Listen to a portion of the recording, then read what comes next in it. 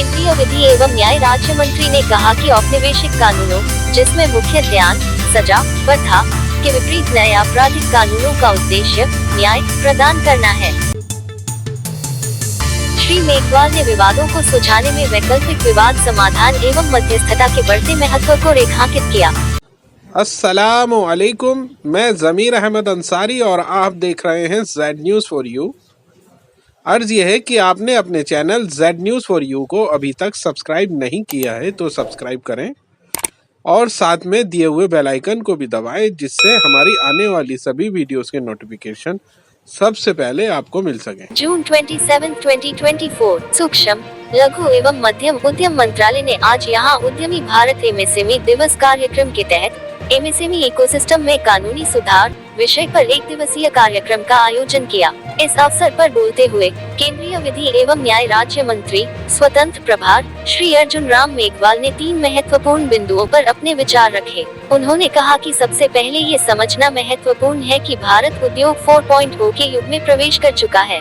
उद्योग 1.0 से लेकर इसके वर्तमान चरण तक की विकास यात्रा के इतिहास पर प्रकाश डालते हुए उन्होंने दोहराया कि सूक्ष्म, लघु एवं मध्यम उद्यम क्षेत्र में कानूनी सुधारों की दिशा में काम करते हुए artificial intelligence, machine learning, 3D मुद्रण, रोबोटिक्स जैसी वर्तमान युग की नवीनतम तकनीकों तथा कानूनी भाषा पर इसके प्रभावों को समझना होगा। दूसरा, उन्होंने विवादों को सुलझाने में वैकल्पिक विवाद समाधान ADR एवं मध्यस्थता के बढ़ते महत्व को रेखांकित किया।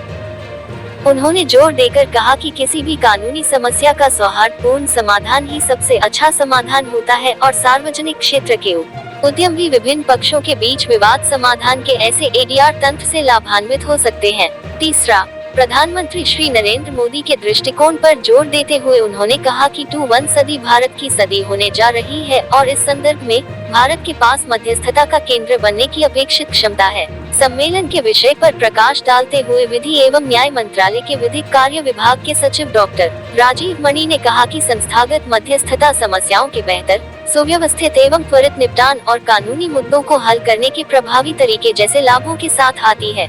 उन्होंने जोर देकर कहा कि एमएसएमई क्षेत्र अर्थव्यवस्था की रीढ़ है और यदि सभी पक्ष वैकल्पिक विवाद समाधान एवं मध्यस्थता के जरिए अपनी समस्याओं को हल करना चाहें, तो पारंपरिक कानूनी प्रणाली के तहत विवाद समाधान की लंबी प्रक्रिया से बचा जा सकता है। केंद्रीय सूक्ष्म, लघु एवं मध्यम उद्यम मंत्री श्री जीतन राम मांझी ने उद्यमी भारत एमएसएमई दिवस कार्यक्रम की अध्यक्षता की। एमएसएमई राज्य मंत्री सुश्री शोभा करंदलाजे ने अन्य गणमान्य व्यक्तियों के साथ अर्थव्यवस्था के विकास में सूक्ष्म, लघु एवं मध्यम उद्यमों की बढ़ती भूमिका पर प्रकाश डाला। इस अवसर पर सूक्ष्म, लघु एवं मध्यम उद्यम मंत्रालय और विधि एवं न्याय मंत्रालय के वरिष्ठ अधिकारी भी उपस्थित थे। Passage of several crucial laws in the Parliament. So let's put our hands together to welcome Shri Arjun Ram. धन्यवाद जी। अभी शोभा जी के बाद भाषण देने की इच्छा कम हो रही है। शोभा जी ने भाषण अच्छा दिया ना, तो आप ताली बजा के स्वागत कर सकते हैं। आज का ये कार्यक्रम मिनिस्ट्री ऑफ एमएसएमई द्वारा आयोजित, जिसमें उद्यमी भारत, ये आपने एक टाइटल रखा है और मुझे जो टॉपिक दिया है legal reforms in the MSME ecosystem. इसके लिए जो आज कार्यक्रम आयोजित किया गया है, इस अवसर पर मंच पर उपस्थित हमारे माननीय Jitan Ram ji Manjhi, honourable union minister for MSME, government of India, मंच पर उपस्थित हमारे एमएसएमई में राज्य मंत्री शोभा करंदलाजे, ये सी इज फ्रॉम कर्नाटका, लेकिन हिंदी बोल के आपको लगा होगा कि, और महिलाओं की बात भी जोरदार की इन्होंने, बहुत अच्छी की, तो फिर बजाओ ताली क्या है। जस्टिस हेमंत गुप्ता जी, जो हमारे फॉर्मर जज सुप्रीम कोर्ट के भी रहे, आजकल चेयरमैन हैं इंडिया इंटरनेशनल आर्बिट्रेशन सेंटर के। हमें इंडिया को आर्बिट्रेशन हब बनाना है, उसमें इनका बड़ा रोल है। हमारे जज साहब हेमंत गुप्ता जी का, हमारे एमएसएमई मंत्रालय के सेक्रेटरी श्री SCL दास साहब, और मेरे मंत्रालय में ही सेक्रेटरी लॉ एंड जस्टिस में डॉक्टर राजीव मणि जी, और हमारे कंट्री डायरेक्टर वर्ल्ड बैंक के श्री ऑगस्टे तानो कोमे, इनके लिए भी जोरदार ताली बजा के इनका भी आप सब उपस्थित इस अवसर पर मातृशक्ति भी, पत्रकार साथी भी, उद्यमी बंधु भी, सबको नमस्कार।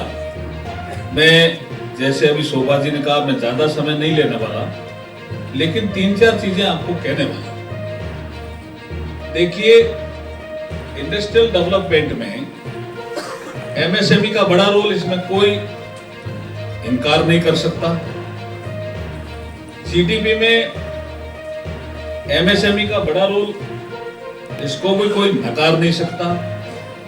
एक्सपोर्ट में भी एमएसएमई का बड़ा रोल, इसको भी कोई इग्नोर नहीं कर सकता। इन सब के बावजूद जब हम एमएसएमई के साथ बैठते हैं, लोगों के साथ, तो वो कुछ अपनी समस्याएं बताते हैं, और उन समस्याओं का समाधान करना सरकार का काम है, सरकार का दायित्व है। क्योंकि ये नरेंद्र मोदी जी के नेतृत्व में जो सरकार चल रही है, वो संवेदनशील सरकार है।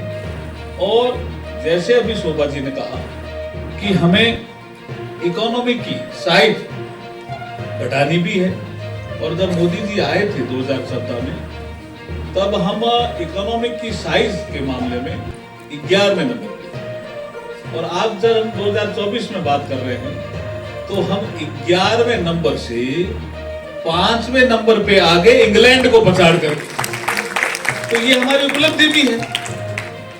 और आने वाले समय में जब हम 3rd लार्जेस्ट इकोनॉमी बनेंगे, तो 2 ऐसे महत्वपूर्ण देश हैं जिनको पछाड़ करके ही बनेंगे, एक जर्मनी है और एक जापान है।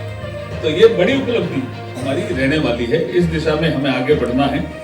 जैसे मैंने कहा कि एमएसएमई की योगदान को कोई नकार नहीं सकता, लेकिन अभी जो एज चल रही है, उसके बारे में मैं बात करूं तो जनरली लोग उसको बोलते हैं कि now it is era of the industry 4.0। आप सही, मैं सही बोल रहा हूं? Now we have entered into the era of the industry 4.0। Am I right? तो मैं आपसे पूछूं, इंडस्ट्री 1.0 कब थी? किसी को जानकारी? चलो मैं ही बता देता हूं। दुनिया में जब स्टीम का आविष्कार हुआ, उससे पहले ऐसा तो है नहीं कि ट्रेड होता नहीं था। ट्रेड भी था, बिजनेस भी था, आर्टिजन भी थे, हैंडलूम का जमाना भी था, सब लोग काम करते थे, बार्टर सिस्टम भी था। लेकिन जब अब इंडस्ट्री 1.0 का दुनिया ने, तो वो ईयर था 1780, और 1780 में, जिसको हम कई बार 18वीं शताब्दी भी कह देते हैं, उसमें मशीनीकरण हुआ, स्टीम इंजन, पावरलूम, इनका होते ही जो हमारे प्लानर थे, वर्ल्ड ट्रेड में जो डील करते थे, उन्होंने कहा नाउ इट इज इंडस्ट्री 1.0, और वो काफी समय तक चला। उसका बाद जैसे ही एक नया युग आया, उस युग का नाम हम कहते हैं कि जिसको हमने कहा, या हमारे लोगों ने कहा, प्लानर ने कहा, इंडस्ट्री 2.0। वो जब आया जब हमने इलेक्ट्रिसिटी का आविष्कार किया, और जैसे हमने इलेक्ट्रिसिटी का आविष्कार किया, हमारा ऑटोमाइजेशन बढ़ा, प्रोडक्शन बढ़ा, ट्रेड भी बढ़ा, कंपटीशन भी बढ़ा, क्वालिटी में भी सुधार आया, काम के घंटे भी तय हुए, लेबर वेलफेयर के भी काम आया। तो ये सब इस एज को उन लोगों ने कहा कि इट इज ए इंडस्ट्री 2.0। और जैसे ही हमने इंफॉर्मेशन टेक्नोलॉजी के युग में प्रवेश किया, तो उन्होंने कहा कि अब ये इंडस्ट्री 3.0 है। लेकिन इंफॉर्मेशन टेक्नोलॉजी में प्रवेश करते समय बहुत सी चीजों का विरोध भी हुआ था। जैसे कंप्यूटर आया तो लोगों ने कहा हम बेरोजगार हो जाएंगे। कहा था ना उस समय, बहुत लोगों ने कहा। लेकिन आज कल्पना करो कि कंप्यूटर नहीं होता तो आप घर बैठे देख सकते थे कि वो ट्रेन लेट आ रही है, समय पर है। कंप्यूटर नहीं होता तो आप अपने घर बैठे रिजर्वेशन करा सकते थे क्या? इसलिए कंप्यूटर भी जरूरी था, ईज ऑफ लिविंग के लिए भी जरूरी था, ईज ऑफ डूइंग बिजनेस के लिए भी जरूरी था। लेकिन उस समय विरोध हुआ, लेकिन समय आगे निकल गया। अब we have enter into the industry 4.0 और इसमें भी कुछ लोग लेख लिख रहे हैं, कुछ आपको भी चेता रहे हैं, कुछ आर्टिकल भी लिख रहे हैं। लेकिन हम आइसोलेशन में नहीं जी सकते, या जी सकते हैं?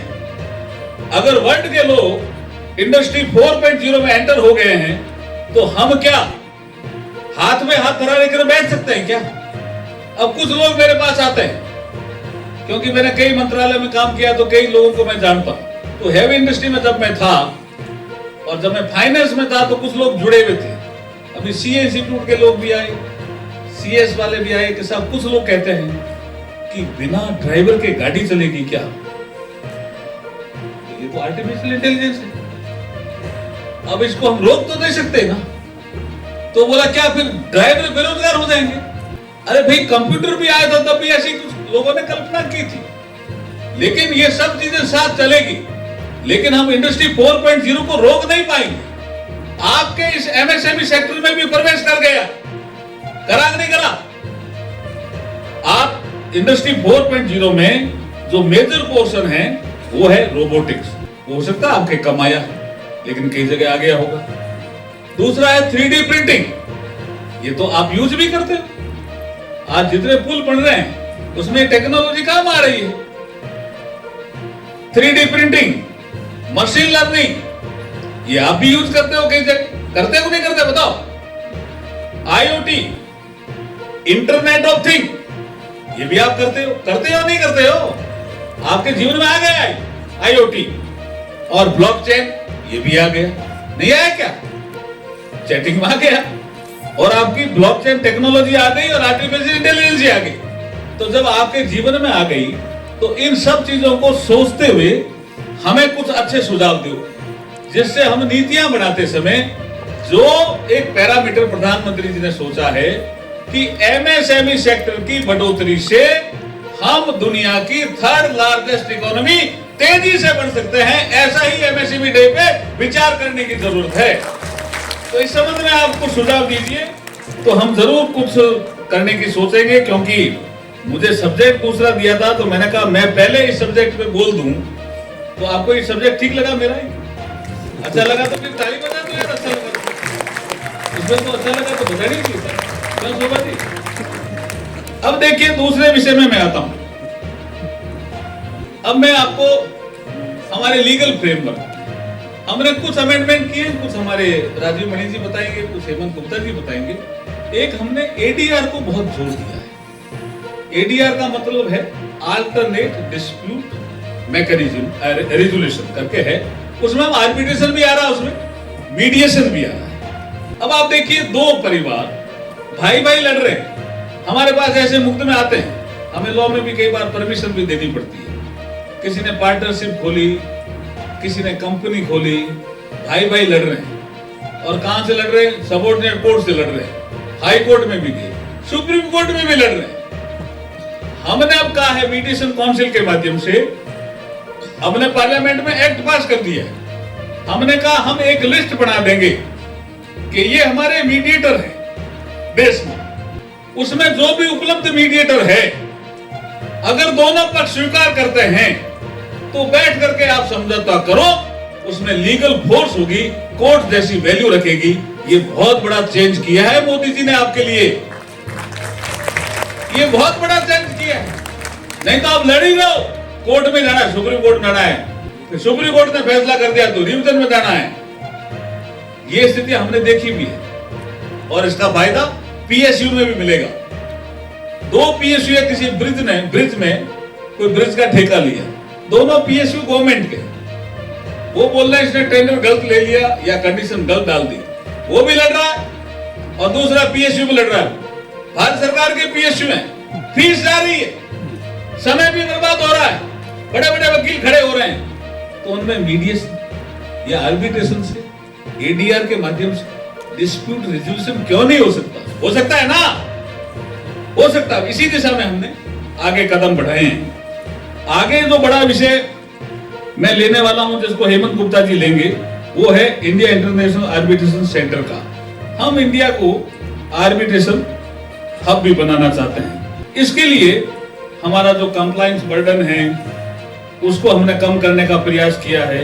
बहुत से ऐसे, हमारा एक कानून था, विवाद से विश्वास, देखा था किसी ने क्या, या नहीं देखा? देखा था ना। उसमें ऐसे छोटे छोटे अपराध थे जिससे आपको सजा हो जाती थी, जुर्माना लग जाता था। जैसे लीगल मेट्रोलॉजी एक्ट, आपके किसी में एमएसएमई में काम आता होगा, किसी में नहीं आता होगा, लेकिन कोई न कोई वेविंग मशीन या वेविंग चीज रहती है, या वेट एंड मेजर रहता है। बोला इसमें आपने सील नहीं लगाई, आपने समय पर नहीं देखा, तो कोई इंस्पेक्टर आकर कोई आपके जुर्माना लगा सकता था। अब आपके जुर्माना नहीं लगाएगा भाई, ये हमने बंद कर दिया। ये क्या है? ये क्यों आप करते हो ऐसा? ऐसे ही आपके कलेक्शन ऑफ स्टैटिस्टिक्स कि आपने ये इंफॉर्मेशन नहीं दी, हमें जरूरत थी, आपको जुर्माना कोई ठोक सकता था, सजा भी कर सकता था। ये सब हमने डीक्रिमिनलाइज किए थे आपके, इसमें क्रिमिनल आपको सजा का प्रावधान थे, सब हमने बंद किए। आपका इंडियन पोस्ट ऑफिस एक्ट में, ये क्या इंडियन पोस्ट ऑफिस एक्ट 1889 से बना हुआ था कि अगर कोई पोस्ट कार्ड और गलती से कोई आपका पार्सल, ये अगर आपका किसी वजह से बैरंग लौट आया तो आपको सजा थी। ये आपको जानकारी दिया नहीं थी? किसी जमाने में जरूरत नहीं होगी, लेकिन किसी ने देखा नहीं, मोदी जी ने देखा, बोला यार इसमें क्या कोई हो गया होगा, बैरंग लौट गया होगा, एड्रेस गलत हो गया होगा, इस जमाने में इसको एक्ट की क्या जरूरत है? ऐसे ही बिना इजाजत के आप चाय की खेती नहीं कर सकते। भाई अंग्रेजों को उस समय जरूरत थी, लेकिन अब इसकी जरूरत है क्या? तो ऐसे हमने आपके लिए कह रहा हूं, हमने 1572 ऐसे कानून समाप्त कर दिए हैं जो जरूरत के नहीं। वो आपके ईज ऑफ डूइंग बिजनेस और ईज ऑफ लिविंग आपको बढ़ाएंगे। इसमें ड्रग्स कॉस्मेटिक एक्ट भी है, पब्लिक डेट एक्ट भी है, फार्मेसी एक्ट भी है, कॉपीराइट एक्ट भी है, पेटेंट एक्ट भी है, ट्रेडमार्क एक्ट भी है, food safety and standard act भी है, द एनवायरमेंट एक्ट भी है, the public liability insurance act भी है, इन्फॉर्मेशन टेक्नोलॉजी, ऐसे कई आपको चीजें को मैंने सुधार किया है जो आपके काम आने वाले हैं। एक बड़ा, क्योंकि आप मंत्री जी भी बोलने वाले हैं, मैं ज्यादा समय नहीं लूंगा, एक बड़ा जो चेंज आ रहा है वो आ रहा है न्यू क्रिमिनल लॉज। इसमें अमेंडमेंट हुए, चर्चा की, कंसल्टेशन किया, सभी राज्यों से सुझाव मांगे, चीफ जस्टिस ऑफ इंडिया से सुझाव मांगे, जितने भी हाई कोर्ट है उनसे सुझाव मांगे, जितने भी आपके एसोसिएशन है, चैम्बर है, सबसे सुझाव मांगे। 800 से ज्यादा, 800 के आसपास हमारे मेंबर ऑफ पार्लियामेंट से, लोकसभा राज्यसभा, सबसे सुझाव मांगे। 142 एमपी के सुझाव भी आए हैं। ऐसा नहीं है, कंसल्टेशन प्रोसेस हमने पूरा किया, पूरा करके और फिर करीब 50 मीटिंगें हमारे गृह मंत्री अमित शाह जी ने फॉर्मल ली और 100 से ज्यादा इनफॉर्मल मीटिंग ली। इंट्रोडक्शन जब इसको लोकसभा में हुआ तो लोगों ने कहा इसको कमेटी में भेजो, तो हमने कमेटी में भेजा। कमेटी में भेज करके जो सुझाव आए इनको भी इनकॉर्पोरेट किया। लोकसभा राज्यसभा दोनों से पास हुआ, राष्ट्रपति जी हस्ताक्षर हुए, अब नोटिफिकेशन जारी हो गए। आपके यहाँ भी कुछ लोग ऐसा कहते हुए, जैसे कई सुप्रीम कोर्ट में भी गए हैं कि साहब इसकी प्रॉपर ट्रेनिंग नहीं हुई, इसको थोड़ा सा आगे बढ़ाओ, पीछे बढ़ाओ, कंसल्टेशन नहीं किया। ये आपके डायरेक्ट संपर्क में तो नहीं है, लेकिन अगर आपके किसी फैक्ट्री आप छोटी चला रहे हो और कोई इंडस्ट्री चला रहे हो, किसी लेबर के साथ झगड़ा हो गया, किसी और के साथ हो गया, फायर इक्विपमेंट के कारण हो गया, किसी के कारण हो गया, तो कहीं आईपीसी, सीआरपीसी, एविडेंस एक्ट आपके कहीं कहीं लागू होते थे। अब ये आईपीसी जो इंडियन पिनल कोड है, ये भारतीय न्याय संहिता के नाम से जाना जाएगा, जिसको हम शॉर्ट टर्म में बीएनएस कहेंगे। जो क्रिमिनल प्रोसीजर कोड है वो अब भारतीय नागरिक सुरक्षा संहिता के नाम से जाना जाएगा, जिसको हम BNSS कहेंगे, और इंडियन एविडेंस एक्ट को भारतीय साक्ष्य अधिनियम कहेंगे। अंग्रेजों को भारतीय नागरिकों को दंड देना था, इसलिए वो भारतीय दंड संहिता लेकर के आई। नरेंद्र मोदी जी को न्याय देना है, इसलिए वो भारतीय न्याय संहिता लेकर के आए। इसकी स्पिरिट को आपको समझना है, स्पिरिट को समझना है। और हमने इसमें ट्रेनिंग कराई है, FSL के लेबोरेटरीज की चीजें बढ़ाई है, इंफ्रास्ट्रक्चर खड़ा किया है। BPRD इस संबंध में बड़ा काम कर रहा है, गृह मंत्रालय लगा हुआ, हमारा लॉ एंड जस्टिस लगे हुए। हमने कई वर्कशॉप किए हैं। दिल्ली में जो वर्कशॉप किया शायद यही किया था राजीव मणि जी, या कहीं किया, इसी सेंटर में किया था, जिसमें चीफ जस्टिस ऑफ इंडिया आए थे। उन्होंने भी तीनों कानूनों की सराहना की। ये प्रधानमंत्री नरेंद्र मोदी जी का अच्छा स्टेप है, क्योंकि इंडियन एविडेंस एक्ट में क्राउन सब अभी से लगा हुआ था, मैजेस्टिक सब अभी लगा हुआ था, जूरी तो तमिल में कंप्लेंट करेगा। छोटे यूनिट्स हैं, जबकि हमारे पास जो MSME मिनिस्ट्री ने डाटा दिया था, लगभग 1,66,000 जो यूनिट्स हैं वो लेस देन 10 लाख से कम की उनकी कंप्लेंट्स हैं, और उसमें से 76,000 ऐसे हैं जो जिनकी कंप्लेंट लेस देन 2 लाख है। जो सप्लायर है, चाहे उसका 1 पैसे का भी डिस्प्यूट है, वो इम्पोर्टेंट है, उसके लिए वो पैसा इम्पोर्टेंट है, irrespective of the fact that it is not 10 crores or 1 crore. Every dispute, every litigant has a grievance about his claim, that we should be able to address that. उसके लिए हमने अभी थोड़ी देर पहले फर्स्ट सेशन में किया था, भाषणिका से MOU किया है। भाषणिका हमने पहले डेमो देखा था, उसमें तमिल में जो डॉक्यूमेंट है उसका ट्रांसलेशन इंग्लिश में हो जाएगा, हिंदी में भी हो सकता है। और जो स्पीच जो वहाँ पे इन पर्सन भी अपीयर होना चाहता है, विल परमिट दैट, क्योंकि लॉयर की कई बार फीस ज़्यादा हो जाती है as compare to the amount involve. तो वो अपनी तमिल में भी अगर आर्ग्यूमेंट करना चाहता है, वो स्पीच टू टेक्स्ट ट्रांसलेट होकर हमारे पास इंग्लिश में आएगा। वहीं से चेन्नई से बैठा, मदुरई से बैठा, कहीं पे भी से बैठा हुआ अपनी कंप्लेंट कर सकता है, अपनी बहस कर सकता है, उसका हम फैसला यहाँ पे बैठे दिल्ली में कर सकते हैं। इसका ये एक एडवांटेज है। अभी भाषणी का जो सॉफ्टवेयर है लगभग 12 लैंग्वेजेस को वो डील करता है।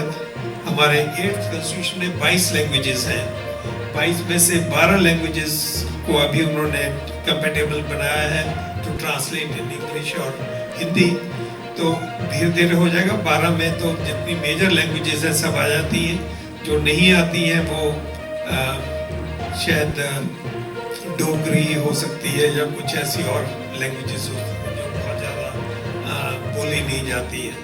तो इस कारण से हमारा पैन इंडिया प्रेजेंस है।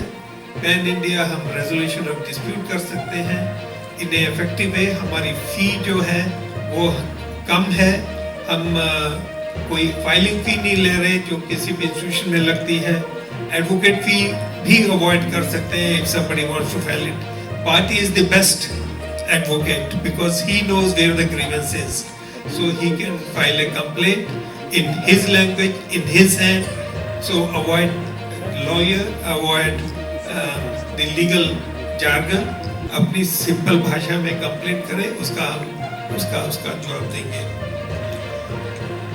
कुछ इसमें एक्ट में कुछ डिफिकल्टीज हैं जो मेरे हिसाब से section 16 of the act says interest, compound interest monthly होना चाहिए।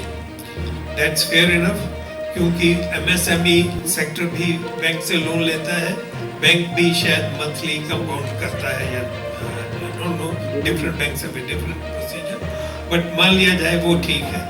पर उसके अंदर जो दूसरी क्लॉज है, डिफॉल्ट क्लॉज, दूसरा क्लॉज है, second option, 3 times of the amount, इस बिकम्स ड्रैकोनियन।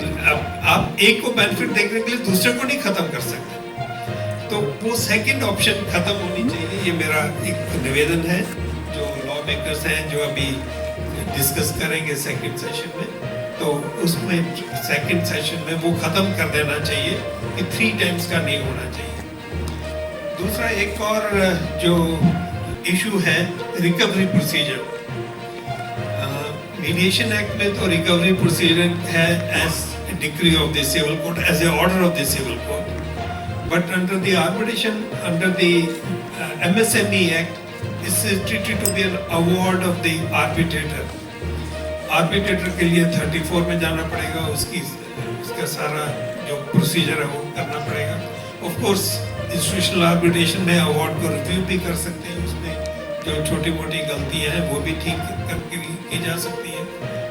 तो मेरा निवेदन होगा जरा कि उसको इनकम टैक्स का सेकंड शेड्यूल है जो एक समरी प्रोसीजर फॉर रिकवरी है जो डेट रिकवरी ट्रिब्यूनल में अप्लाई करता है। बैंक्स अपने रिकवरी प्रोसीजर के लिए second schedule of income tax use करता है।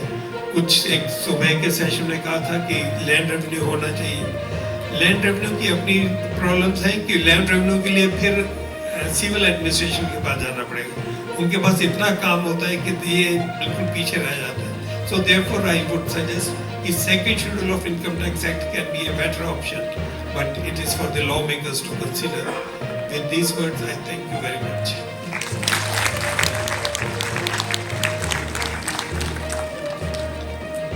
Dhanyawad, sir. Ladies and gentlemen, with the objective of promoting digitalization of trade and commerce amongst MSMEs, the Ministry of MSME has designed a new initiative, MSME Team, the Trade Enablement and Marketing Initiative under the World Bank supported raising and accelerated MSME performance ramp of the Ministry of MSME. The initiative will empower MSMEs with the digital tools and guidance to effectively utilize the e-commerce marketplace. And we now present before you a short film on Team Scheme.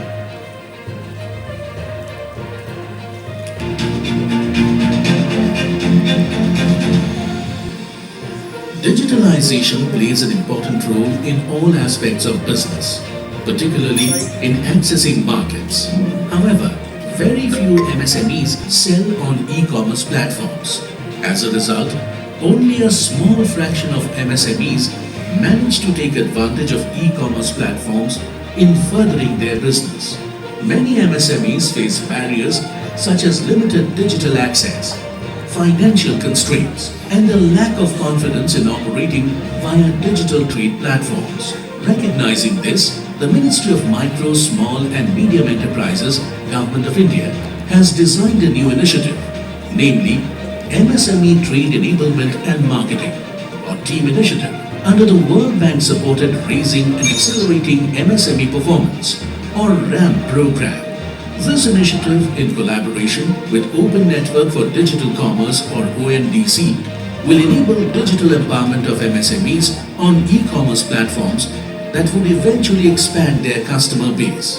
The National Small Industries Corporation (NSIC) will be the implementing agency.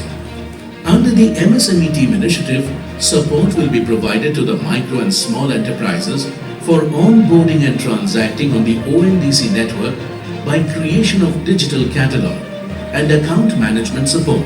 In addition, subsidy will be provided to MSEs for transportation and logistics, designed for packaging and packaging for the orders fulfilled on the network. In order to generate awareness about the benefits of digital marketing, e-commerce, workshops will be organized across the country for seller apps and MSEs. It is expected that 5 lakh MSEs, 50% of which will be women-owned enterprises, will benefit from this initiative. It will help them grow their businesses by leveraging digital commerce in an affordable and seamless way. To avail benefits, register now team.msmemart.com. Thank you very much indeed. And ladies and gentlemen, please put your hands together to welcome Shri Arjun Ram Meghwalji, the Honorable Minister of Law and Justice, as I request Dr. Rajneesh to kindly do the honors of welcoming and honoring the Honorable Minister by presenting him a shawl and a potted plant. माननीय मंत्री महोदय जी का हार्दिक स्वागत है। एक बार फिर जोरदार तालियां हो जाए माननीय मंत्री महोदय जी के